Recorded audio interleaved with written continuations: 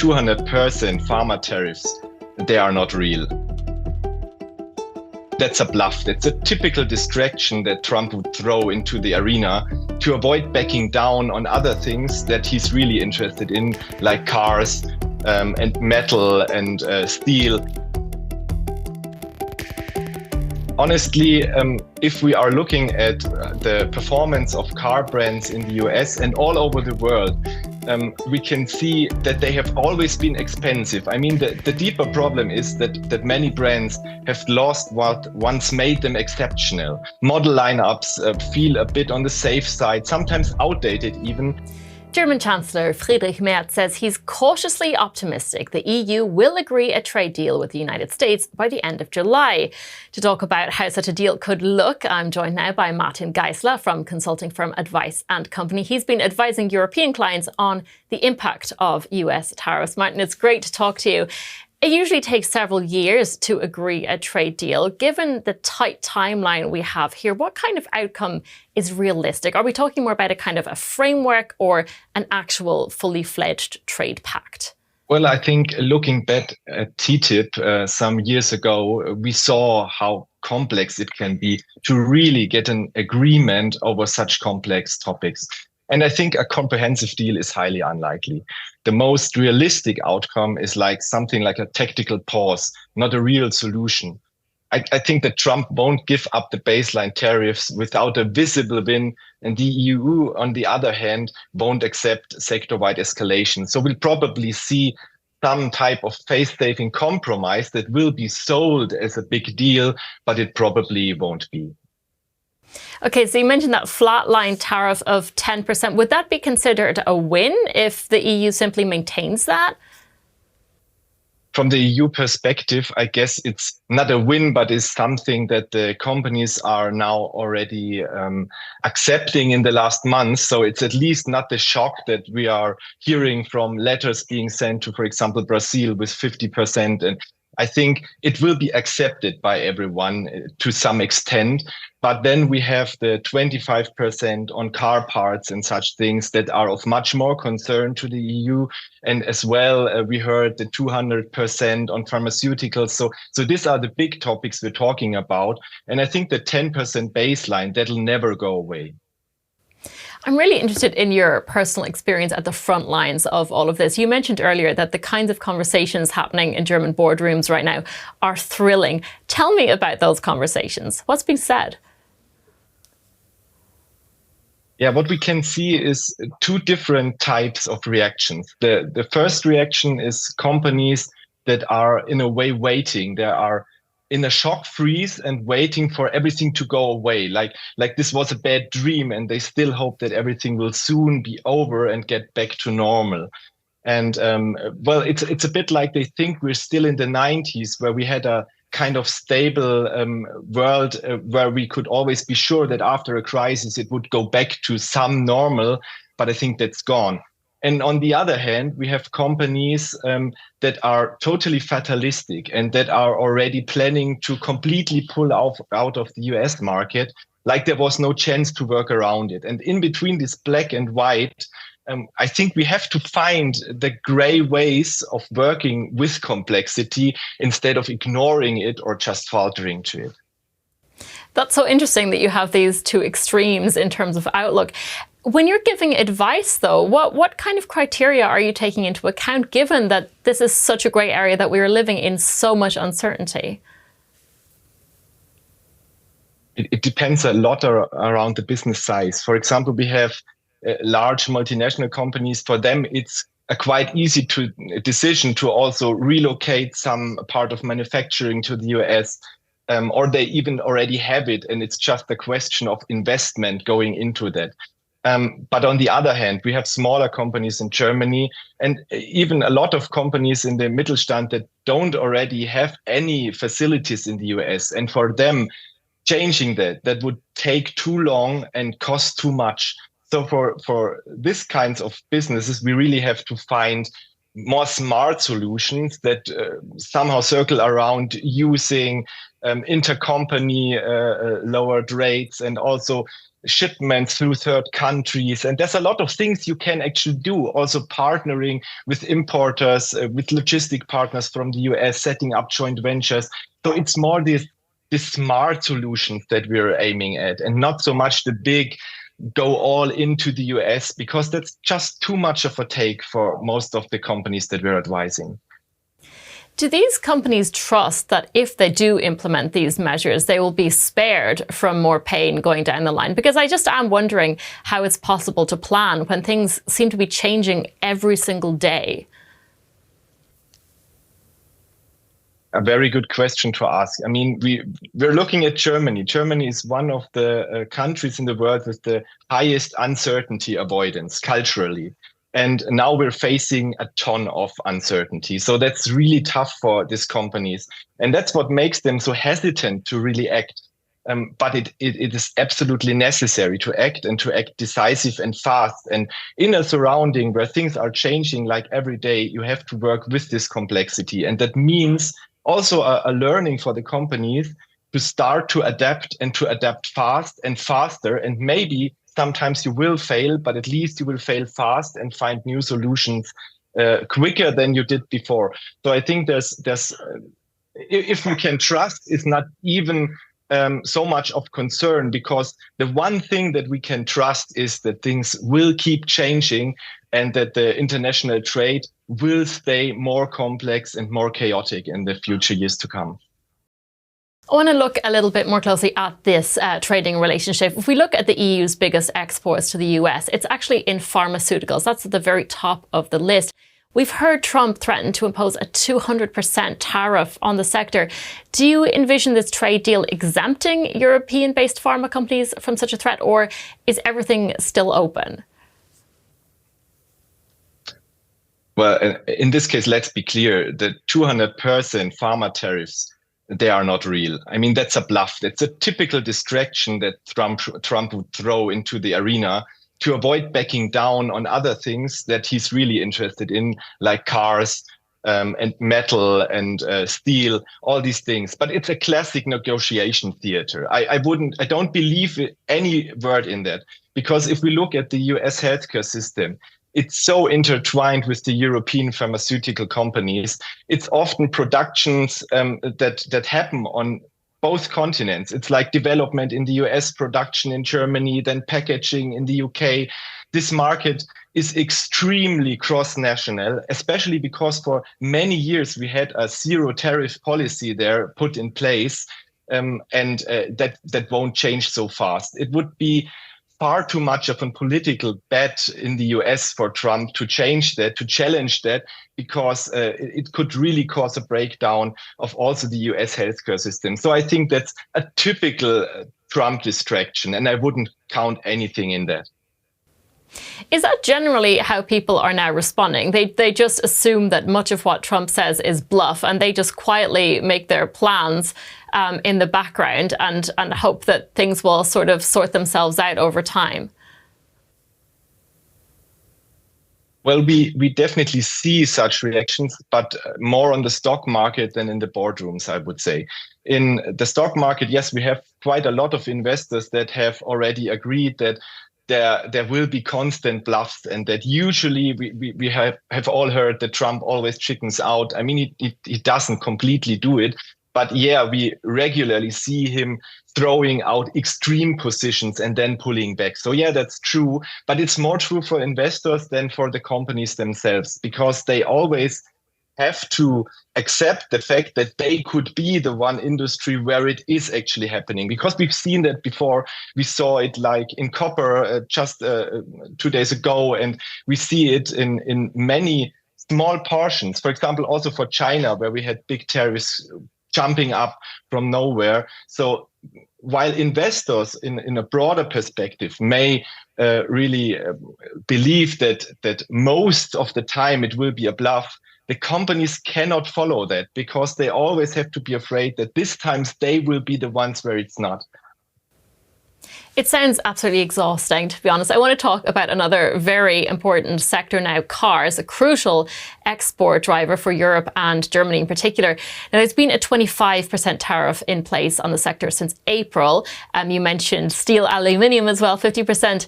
The impact on sales is already apparent. German car exports down 13% in April, a further 25% in May, for example. Do you expect that trend to continue? Yes, I think the trend will continue, but I don't think it's so much tariff related.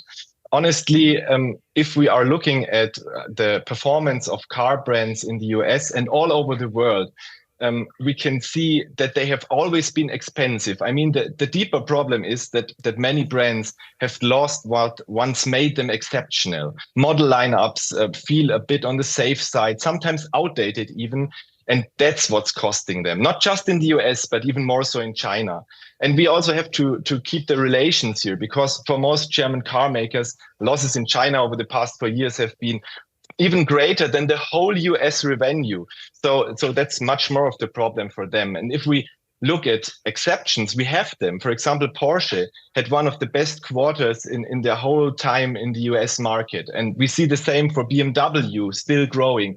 So we see this decline, but we see it mostly in VW and some of the other brands, but not so. It's not like that every car brand would go down because of the tariffs. We just heard today that VW is pulling back the ID bus from the US, and they blamed it on the tariffs. But let's be honest, that product launch was just a mess, and it didn't work out at all. So what we can see is that the car brands, and they are already manufacturing in the US, and they have already the supplier networks in the US. So they are not even so much affected by the tariffs. They are, but it's not the main reason. So I would say, yes, sales will keep on declining, and the tariffs definitely put more pressure on them, but it's not the main thing. It's not the root cause that really drives them at the moment. Okay, so if I understand you right, sometimes the tariffs can be used as an excuse for some other underlying structural issues, perhaps. For a company like VW, though, is the strategy now to lessen its dependence on the US market and find buyers elsewhere, or are they still betting hard? You mentioned the withdrawal of that model. Yeah, I mean, for many such clients at the moment, it's just not the big problem. China is the big problem, and they're focusing more on that. And that means even pulling back from the US so that they are able to focus more on the pressing issues in Asia. And yeah, that we will likely see that even more in the future. They will definitely not pull out completely. They have their production facilities there, and they will use them. They will reshape their model lines to have a more America-focused model lineup. But we will see reductions, definitely. I'm quite sure about that, and more focus on Asia. What's your instinct about the direction of the relationship between the EU and China? On the one hand, there's huge pressure to lessen dependence, but at the same time, as the US becomes a less reliable trade partner, it would be natural to pivot elsewhere. What is your read on that? The US and the EU are somehow bound together. I think that for Europe, it has always been a dream to being able to replace that partially by China, but we have to be honest there. If we look at the differences in these markets, there's no real alternative to the US market for German products. German products are very expensive. We have very high production factors here, and the US is the biggest market with the most buying power that is actually able to buy our expensive products. And even though China is growing, they are also much more focusing on producing for themselves and even conquering us as a new territory for their sales. So I think we are bound to work together with the US, and below all this theater that we can see now, I think both sides know that. I do just want to pick up on that, because we know that China is making a lot of efforts to boost domestic consumption. Do you have the feeling that they are trying to get people to buy homegrown products as opposed to imports? Yeah, they definitely have their 10 years plan that is focusing a lot on keeping their market to themselves. But it's not also that. It's also that they have a very fast changing technology market, and it's very complex for Western companies to keep pace with that. So even if it wasn't politically wanted, I think it's quite clear that the market will get even more competitive in the future. And we've seen that in other markets before, like in Japan, for example. When we look at car sales in Japan, when the Europeans entered there, they covered big market shares, and then they were partially driven back by the growing industry in the country. And that's what's happening in China in every industry. Plus, it is often supported by focused government subsidies. And actually, we lack a 10 years plan to conquer that. To counter that. So our companies are a bit left alone facing a big country that is working together, and that makes it also in the future quite complex. And I think, the Chinese market will belong much more to Chinese brands in the future. If we return then to the EU-US relationship and look at the top American export to the EU, it's actually oil. How big a role have energy exports been playing in these negotiations? Yeah, I think it's important. It's a bigger role in the background than most people think. And looking at that, I think most people get it wrong because, yes, we are importing a lot of energy from the US, but that makes us their most important customer. For example, if you look at gas, in the EU gas mix, the US is still a relatively small player, and we are still importing more gas from Russia than from the US. And Russia would always be happy to sell us more if we would say so. So in the end, it's more the Trump administration that talked about drill, baby, drill, and they want to succeed by selling more energy to the world. But who's going to buy that? I mean, China just reduced their buying from the US, and most countries can't afford the prices. So in the end, the European market is their go-to destination. And that makes actually the US more reliant on the customer EU than the other way around. And I think while they will try to play this card differently, that's what lies beneath that all. And the EU can use that and lever that in any negotiation. And has it been doing that?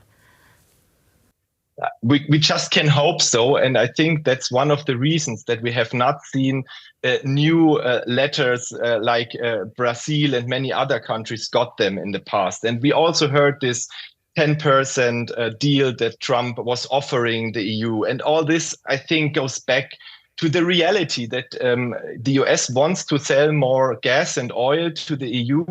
And that means that we have a situation where we can find some fair trade deal. And we won't find a big one, but I think no one really wants to escalate there. And that means that we will, as I said, will potentially rather see something like a tactical pause and something like just pointing out big wins when there are actually subtle changes. And I think for the next years, it will be a bit of a frozen trade war. Yeah, speaking of that frozen trade war, if there is no deal, what happens then? How far are both sides willing to escalate? I think it's highly unlikely that there won't be a deal. I think both sides need to present a deal. Also, Trump needs to show that he is the deal maker he always poses as. And if the EU, the biggest trade partner, and also the biggest military partner, if the NATO countries don't make deals with him, that would be a really, really bad sign. So I think he has to show some results, like also convincing people that are questioning his political agenda that it works and that it can create good deals for the US. So he has to present something, and the EU as well, because they are under pressure from so many directions. I think the need to close a deal is very, very high, and there will be a deal. But let's just stay hypothetical and say it wouldn't happen. I think that could be devastating because just to show his strength, Trump would have to at least lever all the tariffs to 25% or even higher for example, car brands. It would be, I think, highly likely that we would see 50% for some key industries and 25% above the board. And that means for many companies, especially smaller and medium-sized companies in Germany and throughout the EU, it would mean that there is no chance for them to stay and make a profit in the US market. And that would be definitely a blow to the whole economy. And we just can all hope that it won't happen. All right, let's see what happens in the next few weeks. Martin Geißler from Advyce Company, it's been a pleasure speaking to you. Thank you so much.